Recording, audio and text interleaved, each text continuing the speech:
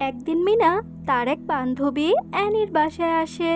এসে দেখে অ্যানি বসে বসে মস্ত বড় এক কেক খাচ্ছে। এ বাবা, কত বড় কেক! আর কি সুন্দর ঘ্রাণ! আহ! কি রে মিনা, তুই এখানে কি করছিস?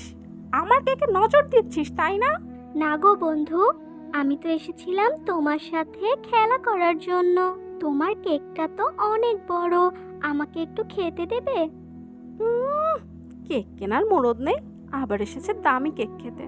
যা ভাগ এখান থেকে। এইসব বলে অ্যানি মিনাকে অনেক অপমান করে সেখান থেকে তাড়িয়ে দেয়। আর মিনাও কাঁদতে কাঁদতে তাদের বাসায় চলে আসে। কি হয়েছে মা? এভাবে কাঁদছো কেন তুমি? মা জানো, আমি একটু কেক খেতে চেয়েছিলাম বলে অ্যানি আমাকে অনেক অপমান করেছে আর তাদের বাড়ি থেকে তাড়িয়েও দিয়েছে। থাক মা, কাঁদে না। আমি বেতন পেয়ে তোমার জন্য একটা কেক নিয়ে আসবো। এখন এসো তো, কান্নাকাটি বন্ধ করে লক্ষ্মী মেয়ের মতো খেয়ে নাও।